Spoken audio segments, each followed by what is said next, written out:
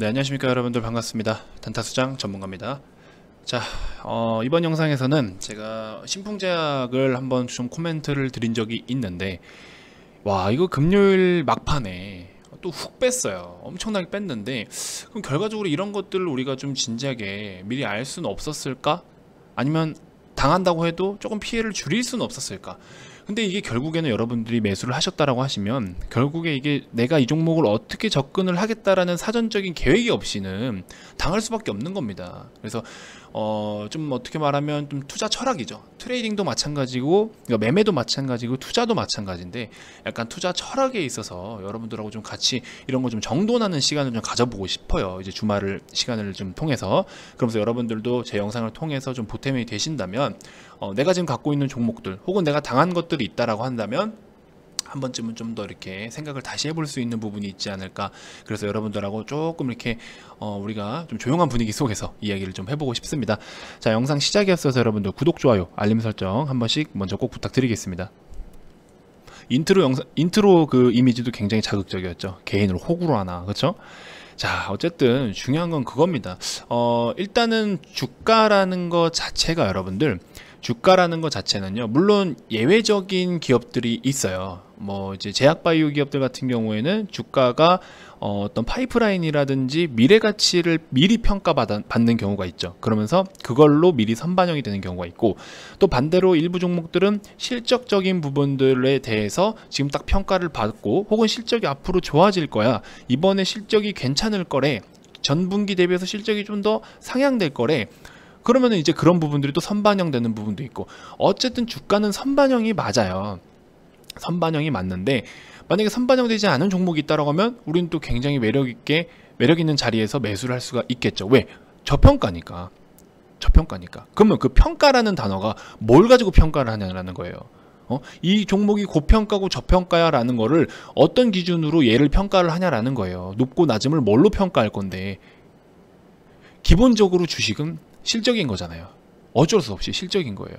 물론 제약바이오 기업 중에서 뭐 SK바이오팜 같은 경우에도 미래가치를 우리 EV 파이프라인으로 기준 잡아가지고 공모가를 산출했잖아요. 기업의 가치를 EV 파이프라인으로 산출을 한 그 종목이에요. 대표적인 종목이. 이제 현재 뭐 임상 진행 중인 거, 임상 성공 가능성이 큰 종목, 큰 파이프라인, 이런 걸 가지고서 미래 가치를 미리 땡겨서 이 기업의 규모가 이 정도야, 이 기업의 가치가 이 정도야, 이렇게 평가를 했던 거거든요. 제약바이오 쪽은 재무 상태가 좋지 않더라도 원래 이제 뭐 그 자본 잠식률이 뭐 4년 이상이라든지, 또 뭐가 있죠? 뭐 적자가 4년 이상 유지가 된다든지, 이런 것들은 이제 상장 폐지 사유가 돼요. 관리 종목으로 지정이 되면 3년 정도면 관리 종목으로 지정되면서 4년 이상이면 또 이제 그런 상황이 생기게 돼 있습니다. 그래서 가끔 재무적으로 장난치는 경우도 있잖아요. 영업이익을 계속 손실만 보다가 1억, 2억 이렇게 그러면 거기 맨 오른쪽에 뭐라 뜨냐면 흑자 전환 이렇게 떠요. 그렇게 해서 또 회피하는 경우가 있어요. 그것도 걸리면 또 감사 의견 거절당해가지고 손해보는 경우도 있는데, 이거는 이제 뭐 비지배 주주 순이익이긴 하지만, 이런 식으로 이게 여기 영업이익에 뭐 예를 들어 적자하다가 1억 이렇게 딱 되는 경우가 있어요. 그럼 여기 끝에 보면은, 재무제표 끝에 보면 흑자 전환 이렇게 떠요. 여기 적자 전환 이렇게 뜨죠. 이게 흑자 전환 이런 식으로 뜨게 돼 있어요. 우리 뭐 네이버 쪽에, 그 네이버 증권 쪽으로 봐도 그렇고, 이제 그런 것들인데, 와, PER 좀 보세요. 이게 4,000배, PBR 30, 이 말이 됩니까 이게? 야, 이거 너무한 거잖아요. 그러면 이만한 가치를 받을 수 있을 만한 내용으로 갔냐, 그걸 좀 보자고요. 그럴 내용으로 갔습니까? 사실상 지금 이렇게까지 급등을 해야 될 만한 이유가 있어요? 물론 올라갈 이유는 있었죠. 자, 여기 보시면 어디 있죠? 제가 봤던 게 있는데 한번 살펴볼게요. 여기 있다.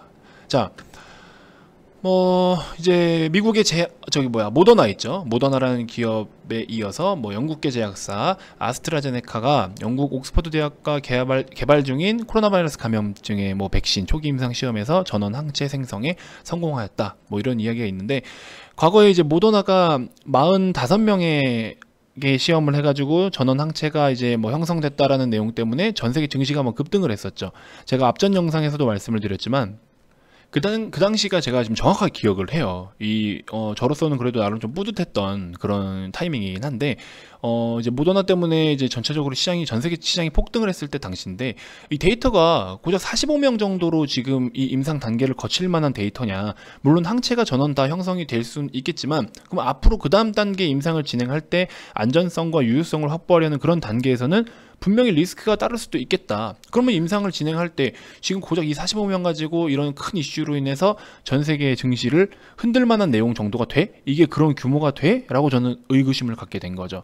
그래서 우리는 살짝 시야를 틀어서 봐야 될 부분도 있다. 코로나가 꺼지지 않는 상황 속에서 미국에는 이제 여러분들 그 주가에 굉장히 민감하잖아요. 그 우리나라에선 지금 진행하고 있지 않지만 401K라는 플랜이 있어요. 401K 플랜이라는 게 있는데, 이거는 뭐냐면은 우리 이제 사대보험 넣듯이인가 뭐 연금 넣듯이 그런 건데, 60세인가 65세까지 이제 근로소득의 10% 정도를 여기다가 이제 계속 넣는 거예요. 그럼 이 401K 플랜이라는 게 미국의 이제 주식에다가 투자가 되는 거고, 그거를 이제 본인 그 가입자가 60에서 65세 때 그거를 이제 현금화할 수가 있어요. 그러다 보니까 미국 사람들은 주식에다가 이제 이런 식으로 돈을 넣다 보니까 아무래도 주가를 잘 끌어올려줄 대통령이 바로 내 자산을 좀 확대시켜 줄 수 있는 대통령인 거잖아요. 그래서 주가에 굉장히 민감해요.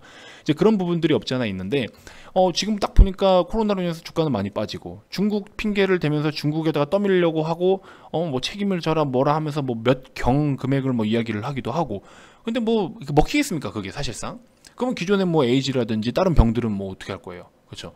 그걸 왜 지금 잘잘못을 따지고 뭐 책임을 물고 앉았냐고. 빨리 해결할 생각을 해야지. 그 와중에 마스크는 안 쓴다고 자기는 안 써도 된다고 하고 앉았고, 트럼프가. 그렇죠? 제 기준에서 자꾸 쓸데없는 소리만 이야기하는 그런 사람으로 보여요. 저는 사실 정치적인 쇼맨십도 너무 크고, 자기가 뭔가 무슨 뭐 협상의 뭐 왕인 거 마냥 뭐 그런 책도 있었잖아요. 트럼프 협상 방식 어쩌고. 근데 그게 이제 점점 안 먹히잖아요 사실상.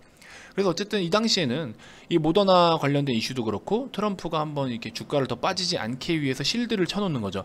해지 전략으로 이 모더나 백신에 대한 거를 언급을 해놓고, 그러면은 모더나는 또 주가도 오르지만 그 상황에서는 어떻게 됐었냐? 유상증자를 또 단행했어요. 그러면서 트럼프도 이제 모더나로 인해서 주가가 한번 올랐을 때 어느 정도 주가를 끌어올려 놨기 때문에 한번 중국을 때리거나 뭔가 자기 정치적인 카드로 활용할 수 있는 그런 안전한 어떤 일정 범위가 확보가 된 거죠. 주가로서.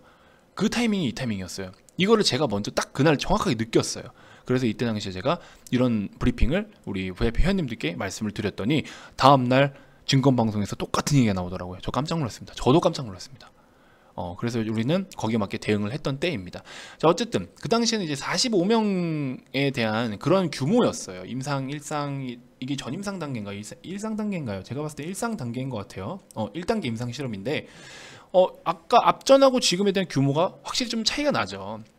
그래서 어떤 확률적인 부분이 상대적으로 45명에 대비해서 1077명은 확률적으로도 높겠죠. 그렇죠? 좀 더 효율적인 결과는 맞다. 그건 맞는데, 그러면 그런 효율적인 그 결과 하나 때문에 주가가 이렇게나 단기간에 폭등을 해야 될 만한 가치가 있냐라는 거예요. 그럼 이거는 결국에 버블에 버블이 꼈다라는 거죠. 그럼 여기서 지금 뭐 그렇다고 이 녀석을 재무적으로 보고서 평가해가지고 가치를 매길 건가요? 아니잖아요. 단기적으로 어떤 이슈나 테마로 인해서 급등을 보였던 종목들은 결국에 그 재료로 인해서 좌우가 돼요. 주가가. 근데 여러분들이 중간에 이렇게 아랫꼬리 한번 내릴 때 여기서 한번 잡아가지고 상한가 한번 먹어보고 연상 먹어보고 하면은 거기에 맛이 들려가지고 매수를 해야 될 자리는 오히려 또 잘 찾는 분들도 있어요. 근데 매도는 자꾸 안 하려고 해요. 이 끝이 어딘지 모르니까, 사람 욕심 때문에. 근데 아까 제가 이 종목 같은 경우에 제가 바로 전 신풍제약 영상에서는 거의 상한가 언저리 놀고 있었거든요. 순간 개박살 났습니다. 보세요. 순간 개박살 났어요. 이렇게 돼요. 무조건 이렇게 된다는 아니지만, 그러면 이거는 굳이 여러분들이 접근을 해야겠다라고 한다면 트레이딩 방식으로 접근을 하는 게 맞는 거예요. 아니 최근에 이렇게 과열된 종목들 많이 있었는데 왜 자꾸 이런 거를 이렇게 욕심들을 내실지 모르겠어요. 삼성중공 우선주들은 저 우리 VIP 회원님들한테 절대 매매하지 말라고 해요. 지금 똑같은 그림으로 가잖아요. 똑같은 그림. 이거랑 신풍제약이랑 똑같은 그림으로 가잖아요. 뭐든지 오버슈팅이 나오면 그만큼 반납을 해야 되는 거예요. 반납을 할 수밖에 없어요. 왜? 이 기업이 적정 주가를 어떻게든 맞춰놔야 되거든요. 안 맞췄을 때 이제 저평가 논란, 고평가 논란이 일어나니까 결과적으로는 지자리를 찾아가야 되는 거예요. 그래서 지금 제가 시장을 계속 말씀드릴 때도 시장이 펀더멘털 대비해서 너무 고평가가 돼 있고 경기 지표가 지금 건전하게 성장을 하고 있지 않고 건전한 턴을 만들어주고 있지 않은데 자꾸 지금 정책이나 부양책들로에만 기대해가지고 버블을 만들고 있고, 그럼 얘가 무너지냐? 아니죠. 무조건 무너진다는 아니죠. 지수가 위에서 버텨서 기다리든지 그러면서 이제 펀더멘털이 회복을 하든지, 아니면 진짜 펀더멘털이 회복을 못한다라고 했을 때는 지수가 그때는 이제 붕괴가 돼서 키 맞추기를 하든지, 어떻게 됐든 간에 분명히 기준과 기준은 이 키를 맞추게 되어 있어요. 어떤 계기가 됐든지. 이 주식시장의 기본적인 원리가 그래요. 그러면 결과적으로 신풍제약도 지금 얘가 받아야 될, 감당해야 될 만한 그런 어떤 밸류는 아니라는 거죠. 그러면 언제든지 무너질 수 있어요. 단기간에 급락을 보이지 않더라도 결국엔 지자리를 찾아가게 돼 있다라는 거예요. 그게 결국에는 또 우리가 기술적 분석에서는 파동이라는 이야기를 하는 게 바로 그런 거고, 어떤 이슈가 됐든지 과열이 나오고 수급이 몰려서 주가가 상승을 했으면 반드시 반납을 해서 지자리로 돌아가야 되는 상황이 발생이 돼요. 그러면 지자리로 돌아가서 반납을 하지 않아야 될 상황은 뭐냐? 그런 어떤 재료나 실적이나 꾸준하게 반납을 하지 않아도 될 만큼 좋은 재료나 좋은 어떤 성과가 나타났을 때는 주가가 계속해서 이제 우상향할 수 있는 그런 패턴이 되는 거죠. 그게 카카오잖아요. 지금 대표적으로 카카오. 지금 현재 카카오를 적정 밸류로 따진다고 하면은 그냥 단순히 재무적으로 지금 자본금이라든지 현재 뭐 발생되고 있는 이익 부분이라든지 이런 걸로 해가지고 따진다라고 하면은 이 녀석은 지금 이만큼이나 평가를 받기에는 굉장히 고평가예요. 지금 고평가입니다. 카카오는 근데 계속 고평가를 받아왔어요. 그럼에도 불구하고 가는 이유는 꾸준하게 성장을 해줄 수 있는 모멘텀이라든지 그 모멘텀을 계속해서 또 이행을 해주고 있고, 좋은 결과로서 주주들에게 다시 또 결과값을 갖다 주다 보니까 신뢰가 생기고, 그러다 보니까 앞으로 모멘텀에 또 모멘텀이 붙으니까 꾸준하게 또 우상향해주는 그림이 나타나고 있고, PBR이 지금 작년 12월 결산 기준으로 5.4배면 이 종목은 여러분들 단순하게 PBR만 놓고 계산을 했을 때 평면적으로 5배 비싸게 사고 있다는 소리예요. 근데 그럼에도 사람들이 사는 이유가 뭐예요? 심지어 저도 샀고, 저도 여기 샀잖아요. 우리 VIP 회원님들한테 추천드려서 심지어 저도 샀어요. 왜? 그런 모멘텀들이 앞으로 끊임없이 지금 계속 줄지어 나오고 있고, 그래서 카카오에 대한 모멘텀도 제가 카카오 영상에서 다 설명을 드렸잖아요. 그렇죠? 앞으로 뭐 하여튼 그런 겁니다. 그래서 결과적으로 지금 드리고 싶은 이야기는 뭐냐면, 너무 이렇게 과열된 거에 자꾸 뛰어들어서 여러분들이 주식을 좀 약간 너무 투기성, 도박성으로만 생각을 하시는 분들이 정말 많다라는 거. 그게 좀 굉장히 좀 걱정스럽습니다.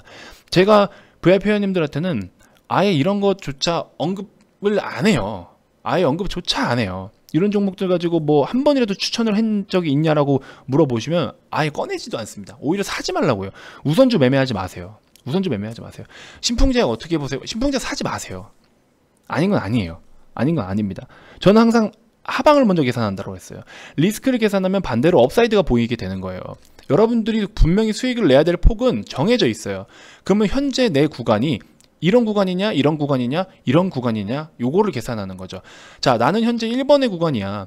내가 판단했을 때 지금 내가 주가에 어떤 이렇게 먹을 수 있는 이 박스권 형태에서 지금 나는 1번 구간이라고 생각해. 왜? 그럼 1번 구간에서는 이만큼의 리스크와 이만큼의 업사이드가 존재를 하는 거고, 반대로 여러분들이 이런 라인이다. 여기 2번이라고 칩시다. 여러분들이 지금 생각하는 가격대가 2번 구간이다. 그럼 여러분들은 업사이드는 이만큼밖에 안 되는데 빠질 수 있는 밑에 리스크는 이만큼이나 되어 있는 거예요. 그럼 여러분들은 신풍제약을 지금 간을 보고 있다라는 건 어때요? 지금 여기서 간을 보고 있는 거예요. 업사이드는 이거밖에 안 되는데 이거라도 좀 먹어보겠다고 이만큼의 또 손실을 감수를 해야 되는 거예요. 오늘 종가가 여기서라도 마감했으니 망정 다행이지. 이거 더 빠졌으면 어떡할 뻔했어요. 내일 더 빠질 수도 있어요. 또 심지어. 그러면 여러분들은 요거 먹어보겠다고 이만큼의 리스크를 감수해야 되는 거예요. 이게 지금 제가 인트로에 말씀을 드렸던 것처럼 투자를 할 때, 매매든 투자든 여러분들이 주식에 접근을 할 때는 항상 기준을 세우고 접근을 해야 되고, 그 기준을 잘 이행했을 때 성공이 됐든 실패든 간에, 그러니까 수익을 받든 손실을 받든 내가 기준 잡았던 그 기준을 정확하게 이행했을 때 그게 결국 그냥 승리인 거예요. 내가 손실을 보더라도 나는 이 종목을 마이너스 4%에서 자르겠다. 그럼 마이너스 4%에서 자르면 그것도 승리자인 거예요. 지금 종가 기준으로 마이너스 14%죠. 꼭대기 잡았으면은 거의 지금 뭐 30% 이상의 손실을 볼 수도 있습니다. 그런 상황인데, 그럼 나는 여기서 이 주가가 폭락을 할 때 나는 4%에서 잘라버렸어. 그럼 여러분들은 그냥 승리한 거예요. 여러분들 4%라는 손실을 갖고 가셨을지 모르겠지만 승리하신 거예요. 왜? 결과값 대비해서 승리한 거예요. 여러분들 기준을 잘 지켰기 때문에. 그러니까 주가는 항상 수익과 손실에 대해서 승패가 갈리는 게 아니라 여러분들이 기준 잡은 거를 정확하게 이행했냐에 따라서 승패가 갈리는 겁니다. 이 생각하는 것 자체를 바꾸셔야 돼요. 그랬을 때는 이제 여러분들이 만약에 이 종목이 지금 물려버렸어요. 어떻게 하실 거예요? 지금 마이너스 갑자기 하루 만에 순식간에 마이너스 20% 30%가 찍혀버렸어요. 종가에 그냥 이 지금 6분이라는 시간 동안 그렇게 찍혀버렸어요. 이거 어떻게 대응하실 거예요? 기회비용 또 날리게 되고, 맞죠? 만약에 내가 그냥 물려서 올라올 때까지 기다리자 하면은 또 기회비용도 날리게 되고, 혹시나 지금 손절을 다 해버리자라고 하면은 아이씨 똥 밟았네 하고 손절하자. 그럼 복구를 해야 될 거를 30% 복구하려면 적어도 50% 이상 수익을 내야 되는데, 그렇죠? 30% 수익 내는 게 쉬워요? 솔직히 말해서 어렵죠. 어려워요. 그러니까 내가 손실을 보더라도 복구할 수 있을 만큼, 내가 감당할 수 있을 만큼만, 그만큼만 계획을 세우고 대응을 하자라는 거예요. 그래서 우리 VIP 회원님들한테는 제가 자꾸 갖고 와라 계좌를 갖고 와라, 내가 산 종목을 계속 갖고 와라, 사고 팔고 무조건 그냥 사고 파는 게 도박처럼 하는 게 아니라 일정 기준을 넘어서면 잠깐 비중을 좀 덜어냈다가 다시 또 밑에서 또 사도 되는 거고, 만약에 주가가 올라간다? 그럼 오르면 오르는 대로 또 분할로서 수익을 거두고, 주가가 움직이는 흐름에 따라서 우리가 계속 가꾸자라고 말씀을 드렸어요. 장기 투자는 제외하고, 장투는 제외하고. 그랬을 때 결국에 좋은 성과가 있다라는 거죠. 오늘같이 시장 정말 좀 지금 마지막 금요일장도 시장이 그렇게 썩 좋지는 않았잖아요. 오전엔 괜찮았는데 오전엔 시장 참 더러웠어요. 그렇죠? 그럼 그런 날에도 우리가 수익 못 보냐? 수익도 볼 건 다 보잖아요. 명문제약 단타 쳐서 3%대 수익 보시고, 한국정보인증도 느긋하게 들어갔다가 4% 수익 보고 오시고, 한국정보인증 3.5%대, 그렇죠? 명문제약 3%대, 서린바이오 우리가 또 스윙으로 접근했다가 한 10% 가까이. 요거는 이제 제가 사실 매도 사인을 좀 드리긴 했는데, 회원님들이 좀 괜찮다 하시는 분들은 또 매매를 잘 하시면서 수익을 챙기신 것도 있고, 명문제약, 그렇죠? 단타로서 들어간 거, 스윙으로 들어간 것들 다 수익 나잖아요. 매일 수익 보고 있잖아요. 매일 어떤 종목이 됐든지 우리 VIP 회원님들은 지금 계속 수익을 보고 있잖아요. 그럼 제 주특기는, 저 같은 경우에 저의 주특기는 회전율을 높이는 게 좀 포인트거든요. 지금 같은 시장은 어쩔 수가 없어요. 또 언제 무너져도 이상하지 않은 시장이기 때문에 항상 회전율을 높이고, 사고자 하는 자리에 사고, 팔아야 될 자리엔 팔고, 그렇죠? 근데 보통의 분들이 사는 건 잘 사요. 근데 또 팔지를 못해요. 사라고 자리를 내주면 샀으면서 팔으라고 자리를 내주는 자리에서는 왜 안 팔아요? 그러다 보니까는 3% 됐네? 안 팔고 그래 5%까지 가보자. 이러다가 그 3%까지 다 반납해버려요. 결국에는 마이너스 3%로 가버려요. 그런 경우가 있어요. 그러니까 항상 이 파동을 이게 이제 기술적 분석 쪽으로 들어가는 거긴 하지만, 어떤 그런 힘을 느끼고 주가의 그 동향을 좀 흐름을 잘 파악을 해놓으면 올려줄 때 팔고 기다렸다가 또 올려줬다 팔고, 근데 만약에 올려줬다가 또 빼버릴 것 같다 할 때는 그냥 그 절반 매도한 거라도 챙기고 나오고, 이런 전략이 중요한 시점이다. 지금은 그런 시점이다라는 거예요. 대원제약, 오늘 지금 대원제약하고 이거 뭡니까? 신풍제약하고 SK케미칼 지금 다 급락 나왔잖아요. 대원제약도 우리 아침에 오늘 단타로 제가 추천을 해드렸어요. 초단타로 추천드려서 오늘 거의 상한가까지 갔잖아요. 그렇죠? 자, 오늘 아침입니다. 대원제약 8시 59분에 이제 요 이 땅 하기 전에 갑자기 수급이 들어오니까 좀 한번 해볼 만한 종목이다 라고 판단을 했습니다. 그래서 그림이나 시가는 좋으나 예상 체결 수량이 조금 약한 부분이 이제 리스크였다라고 저는 판단을 했어요. 그러면 이제 가격적인 부분으로 디테일하게 잡아드려야 회원님들이 매매를 하실 수가 있겠구나. 그래서 이제 25,000원 지지를 한다면 시가 아래 2% 이내에서 25,000원 이내에서 접근을 하셔라. 그래서 몇 종목을 더 드렸거든요. 그래서 이제 입맛에 맞는 종목으로 접근을 하셔라. 그러고 나서 어떻게 돼요? 저가 얼마예요? 25,050원이죠. 25,000원에 그 당시에 호가에도 물량이 굉장히 많았어요. 그러면 결과적으로 시장이 빠지든 어쨌든 제가 말씀드린 25,000원 지지를 받기 때문에 이 종목은 접근을 해도 되는 종목인 거죠. 그래서 어떻게 된다? 대원제약 상한가 부근 전량 매도합니다. 수익 축하드립니다 해서 매도를 했었죠. 심지어 이렇게 해서 고가까지 거의 30%까지 롤러코스터 한번 싹 타고 나왔어요. 근데 이거를 이런 전략도 없이 그냥 가네 한번 사볼까 하다 보면 이미 가 있어요. 그러면 꼭대기에 사서 또 물리고, 그렇죠? 그래서 시작 전에 이 종목이 오늘 갈 수밖에 없는 조건, 그게 뭔지를 풀면, 해석하면 여러분들은 수익을 낼 수가 있겠죠. 지나간 것들 가지고 계산하지 마시고, 거래량이 터졌네 라는 뜻이 뭐예요? 이미 터져버렸네. 그렇죠. 후행성이잖아요. 여러분들은 대부분 분석을 하실 때 후행성 지표를 가지고 분석을 많이 해요. 저도 물론 마찬가지죠. 참고를 안 할 수는 없는데, 그럼 실질적으로 내가 배팅을 할 때는, 내 돈을 매수 버튼을 누를 때는 선행 지표를 보고 해야 돼요. 그 선행 지표가 뭐다? 호가창이라고 말씀을 드렸잖아요. 그런 걸 공부를 하시면 다 수익으로 돌아갈 수 있어요. 아시겠죠? 그런 것들을 우리 VIP 회원님들이 이제 굉장히 잘하고 계십니다. 제가 스토캐스틱 매매 방법도 많이 알려드리죠. 그랬더니 스토캐스틱 방법으로 지금까지 8개 종목에서 7번 단타 수익 보고 한 번은 그냥 평타로 끝났어요. 대단한 거 아니에요, 그럼 이 정도면? 그렇죠. 저점에서 잡아서 욕심 안 내고 2, 3% 정도만 먹기에는 이것만 한 게 없는 듯. 물론 내려갈 수도 있겠지만 요즘 아랫꼬리 찾는 재미에 빠졌어요. 그렇죠. 새로운 매매를 하고 계신 거예요. 이제 그동안은 막 진짜 신풍제약 올라가는 것처럼 내가 어떻게든 한번 상 따라도 해가지고 30% 한 번만 먹고 나와보자. 근데 30% 그 다음날 상한가 또 가니까 어떻게 돼요? 오늘 상한가 갔는데 왜 팔아? 계획은 30%만 먹고 나와보자 이래놓고서 그 다음날 30% 하니까 또 안 팔아요. 그게 대부분이에요. 그럼 우리는 어떻게? 저런 거 따라하지 말고 급등 나왔다가 급락 나왔을 때 어떤 기술적 분석, 제가 잡아드리는 기준이 있어요. 그걸로 탁 접근해서 깔끔하게 수익 실현하고 나오자. VIP 회원님들하고 저는 저렇게 올라가는 매매 안 합니다. 이젠 올라가는 종목들은 다 기다렸고 관심 종목에 넣어놔요. 그러면 기다리면 때가 다 와요. 그렇게 접근하는 거거든요. 그런 거 좀 참고를 해주시면 도움이 될 것 같습니다. 이왕이면 저랑 함께 하시면 앞으로는 좀 질적으로 좋은 매매를 하자라는 거죠. 매수하기 위한 근거가 있고 매도하기 위한 근거가 있고, 그런 것들을 한 번씩 같이 또 기준을 잡다 보면 여러분들이 뇌동 매매를 하지 않을 수가 있고, 욕심을 내려놓고 그냥 딱 원리 원칙대로 기준대로만 매매를 하시다 보면 이 수익이 굉장히 또 꾸준하게 잘 날 수가 있습니다. 아시겠죠? 최근에 어쨌든 뭐 이런저런 너무 막 이렇게 요동치는 시장 속에서 또 우리는 수익을 정말 잘 챙기고 있고 추천주들도 수익이 잘 나고 있고 하다 보니까 많은 분들이 좀 관심을 가져주셔서 제가 이 자리를 빌어서 대단히 감사하다는 말씀 좀 드리고 싶습니다. 자, 시장은 일단 저는 아까 중간에도 말씀을 드렸다시피 어떻게든지 키 맞추기를 해요. 키 맞추기를 어떻게든 합니다. 지금 만약에 정책만 계속 풀어서 돈을 풀어서 간다면 분명히 또 미국은 하이프 인플레이션으로 인해서 한번 또 뭔가 어떤 버블 붕괴가 나타날 수도 있어요.